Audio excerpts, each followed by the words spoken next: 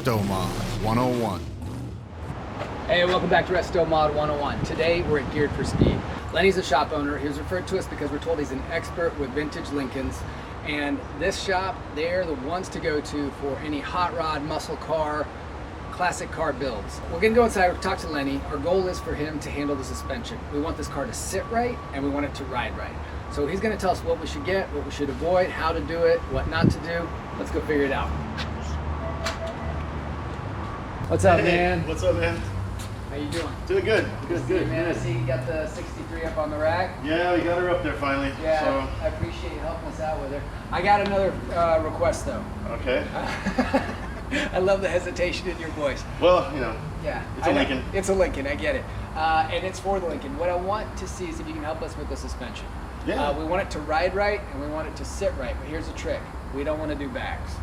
All right, good. No bags. Okay. Yeah. So that's good. Okay, great. No, that's simple. Yeah, no, I've done, there's been times when there's 5-6 Lincolns in the shop, so I've done tons of them, lots of experience with them. I know it works. So yeah, you're better off doing that instead of doing bags. Bags are just a headache. No matter what car it's on, I don't care how good you do it, it's going to be a headache no matter what. One day it'll leave you stranded somehow. For sure. So for sure. yeah, no, the best way to do it is to go static on it. Static, let's do a little lowering on it, a couple inches maybe, and we'll put some good shocks in there. And yeah, I know the perfect shock setup for that thing. What is that? QA1. QA1 makes you can order by length and different eyelets, different ends. So I've already figured out what they take. Great. I know exactly what type of upper length, lower length they're going to take to fit on the front suspension and then the rear. And they're adjustable, so you got plenty of adjustment on them. You can make those things rock solid. And this car is really heavy, so it needs a shock that can be stiffened up really good, and that's the perfect way to do it. That's awesome. And you've used these on previous Lincolns? Lots of Lincolns have been out there. Every time we do it, and we got a set of train shocks back here. We go over there, and I take my customer. We go fly over those train shocks, and it's just up and down. That's it once. And every other car you go in, you're bouncing around. So they work out really good. That's really awesome.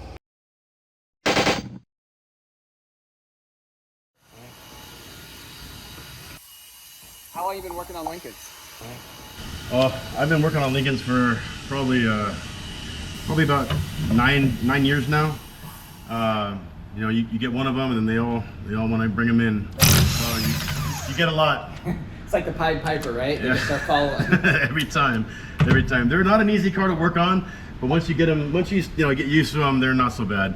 Yeah, they're very over-engineered, right? Very extremely over-engineered, over-wired,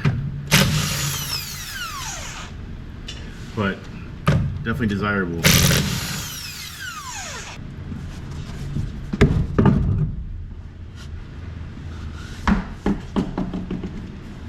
Look at what's growing in there. Holy moly. Good thing I don't have a spider problem or anything. You're not arachnophobic? Oh, I am big time. Oh. Yeah, that was a joke. Oh, no! No, we're okay. I don't need to worry about any of that stuff though. Let's see if we get these wheels right. No, I'm fine. All right, so you're just angling away to give you more room to work? Yeah, we get some more room in here, and then we're going to take up these lower shock bolts first. There's 2 on the bottom. There's 1 on top. They did something weird on these top eyelets. They have a welded bracket on one end, the other end's removable bracket. So we need to take up that removable part too, as well as the bolt going through. It's kind of welded to the removable bracket. So we'll take that off. Get these lower bolts off.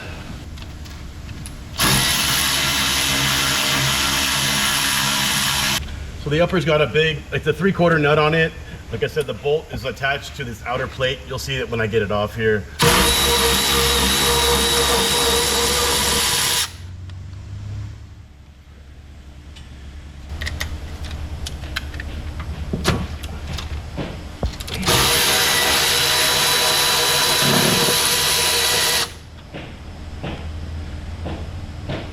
One bolt going down, holding it in place. And then now we can smack it out of there. All right, so you're gonna wanna probably put the nut back on while you're tapping it out. You don't wanna ruin the threads. This is not an easy bolt to mess with when you already have it in place. You're gonna tap rearward and back.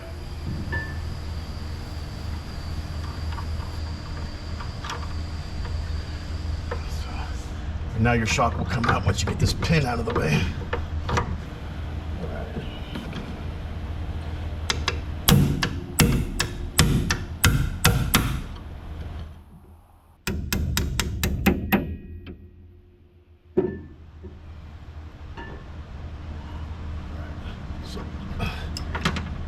There's our upper pin I was talking about. So I'll show it. So our upper pin, it's got the bracket pressed into it. So that's our upper shock mount. How's that shock look that was in there? It looks like pretty terrible. Looks brand new, right? This thing's ready to go, man.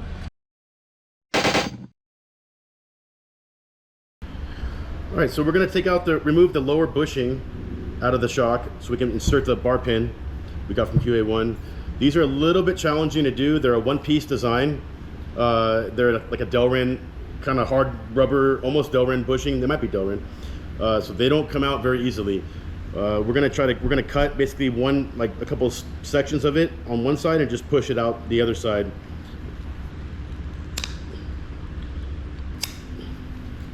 Oh, so it was pressed in, so you basically cut one side off so you can push the other side out? Exactly, yeah, I'm gonna get the other side out. It's just, even trying to put this thing in a press doesn't work very well. It just doesn't want, it just folds, it doesn't want to fold in. It's just a very difficult bushing to get out of here. Get this in. Okay, so.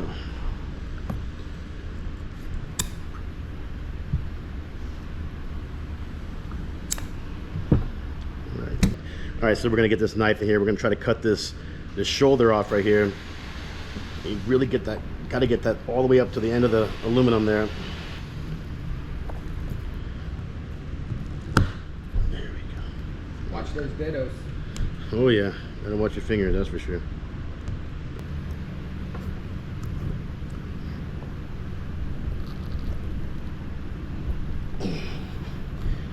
Oh, you can see how hard these things are. These things are just super, super, super strong. Very, very hard bushings. Are you able to order them from QA1 without those? You know, that I don't know. That would be really great if you could. I think that they always come with something inside their shock. Mm-hmm. It might be possible though. We're getting it right. We're getting it there. It's just a little bit challenging. Get itself not to move. Okay, there we go.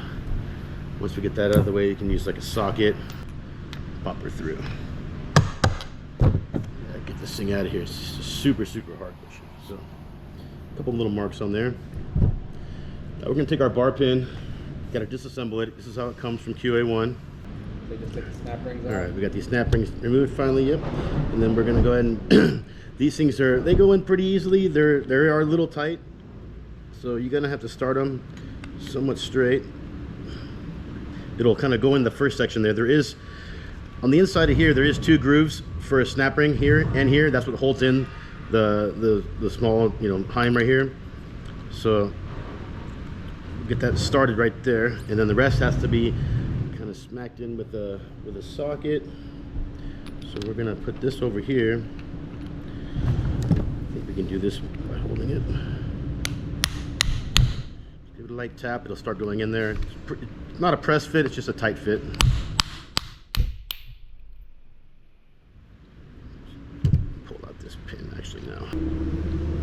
Try to get a socket that hits on the outside edges of that. That's the best way to get it in there. Mm-hmm.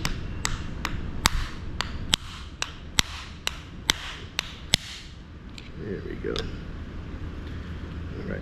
So we get it in there, and then it'll move nice and freely in there once you get it popped in. And then we're gonna run. They give us these other snap rings here, some smaller ones. We just need 2 for now. So we're gonna put one of those on each end to hold in that heim joint every single time, right? Yep. Yeah, these things are not fun. They're a pain in the butt always. All right, so that one got set in place. We're gonna. Does it matter which side has the protrusion on it when you're putting it into the shock? No, it doesn't matter either way. Make sure that goes all the way to the edge, back to the edge this side. Okay. Put that out there. Now we're in there good. We'll just get the other one inside there.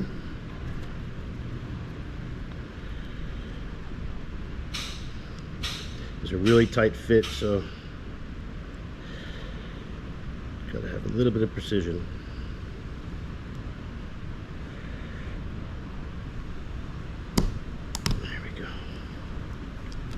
Make sure it's seated in the groove. All right.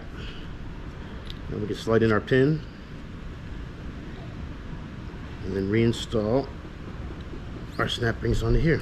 We're going to use them to keep them in place with the misalignment spacer that's built into the rod end. So that'll keep the shaft from sliding around back and forth. There we go. Now this pin can't slide back and forth in there now, so we're solid. Ready for install now. These Lincolns, one thing about these Lincolns, they're never a car that you'll find not driven. These cars have been driven, they're dirty. So we're gonna take all this apart, send all this stuff out to powder coat, get it all nice and cleaned up, put it back together with some new bushings, ball joints, and then we'll finalize the install after that. All right, man, this looks very, very different than what we had before. So tell me what you guys did. We just tore apart the whole front end, popped the upper ball joints, lower ball joints, got rid of the control arms, got the spring out of there. You're gonna, when you're pulling out the shock, you gotta be very careful. These Lincolns are very, very heavy. They definitely need to have good support under the control arm when you're popping your ball joints off to get these springs out of here. So take a lot of caution in these things. These springs are not light. And the control arm, when they do unload all the way, the control arm's pretty much sitting straight up and down with just a little corner of the spring like hooked in the perch. So it's barely being held inside there. It looks more intimidating than it really is. You just gotta grab the spring, push the control arm, and you can pretty much yank the spring out. Just a little jolt, not too crazy, but you gotta be careful lowering it down to that position because it can spring out of there real easily. So these springs, before we cut them, they do locate in a spot in the lower control arm and in the upper pocket too. So you just gonna wanna cut 180 degrees, or sorry, 360 degrees from where that cut is on the spring and where it goes into the lower control arm. You gotta make sure you cut, if you're gonna cut a coil off, you're gonna cut that whole coil off, that stop it right there. Since we've been a coil and a half, we cut the extra half coil off, we just turn the spring and then still located the lower in place. The upper doesn't really matter at that point. It's not a big deal. It's a very little spot that it locates in the upper. It's mainly the lower. And then, yeah, whip out the grinder and cut it off and you're good to go. All right, one more modification you have to make to this to the upper shock mount. Just gonna have to open up this bushing a little bit. It's like 9/16 from QA1. The pin that comes on the top of the Lincoln, it's 5/8, so you just gotta ream it out just a little tiny bit. You can either use a drill bit or a reamer. I'm using one of these like ball joint kind of taper reamers. Works just fine for the rubber. So just take a little bit out of here.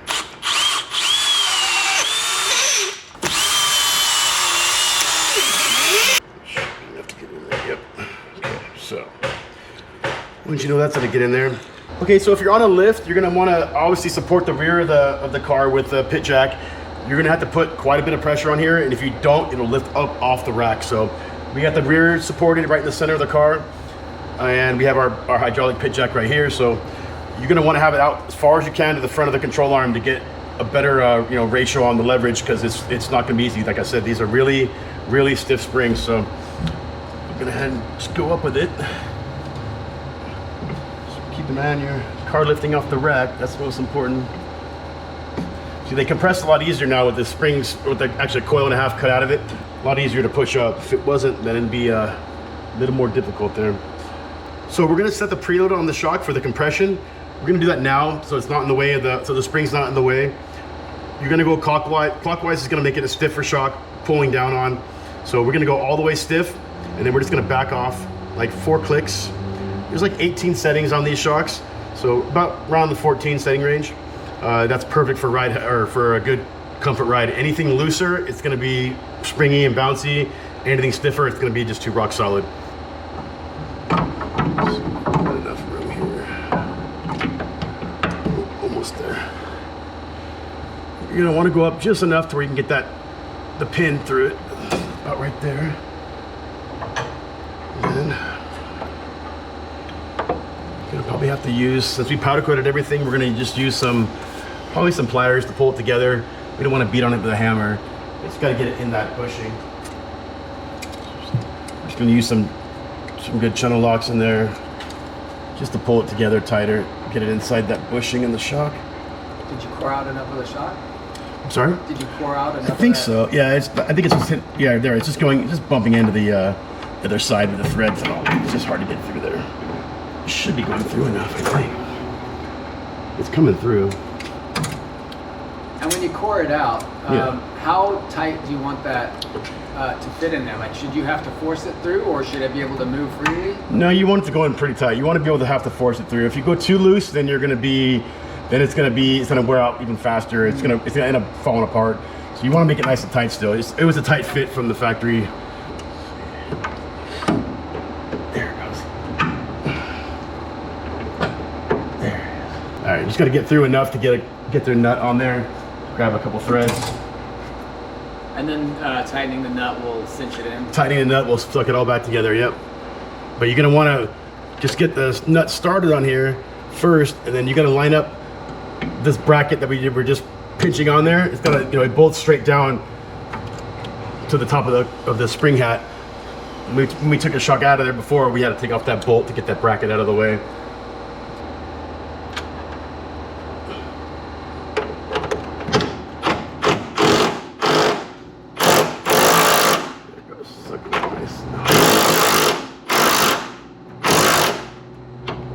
Can you over tighten that? Yeah, you're gonna want to just go down just enough to where it just starts touching the ends of the bushing. And then you want to make sure you just go in enough to where you can get your bolt inside here. That's gonna determine how far you got to go pretty much. But yeah, if you go too much, you're gonna end up compressing the bushing too much, and then you're gonna have it could crack it or break it. Oh, so for that L bracket, you attach it to the shock first, and then you try to attach it to the frame? Exactly, yes, exactly. Just gotta use something to line it up a little, get it a little lined up. It does kind of move a little bit, but just have to line it up a little bit better.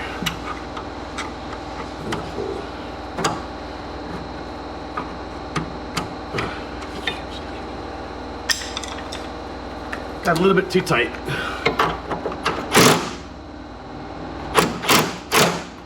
There we go.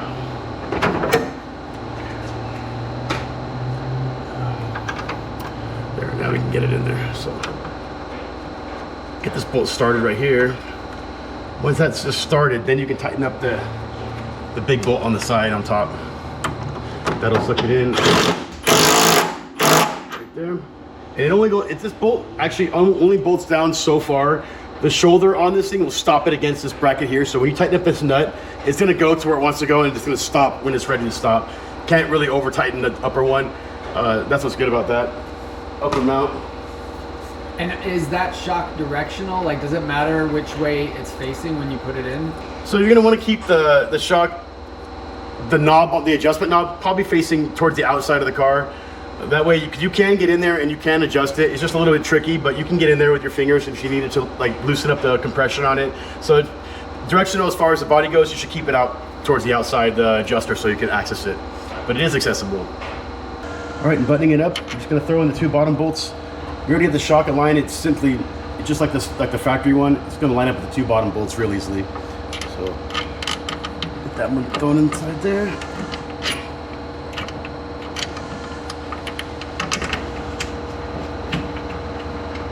The other one in. Tighten them down. What size are those? Those are 1/2 inch.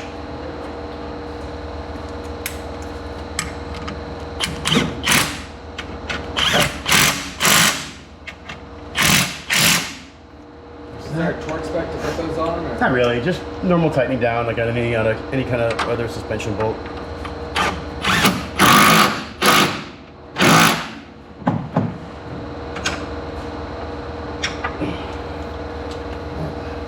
With all that in place, then you're all set. Look at that. It looks pretty in there, huh? Look at that. That looks tight. All right, that wraps up the install for this front shock on this 1963 Lincoln. A big thank you to Geared for Speed and QA1. On our next episode, we're going to be working with the same products and the same team, and we're going to show you how to do the rear shock. And at the end of that episode, check it out. We're going to show you how this car sits, what the stance is like with this static drop.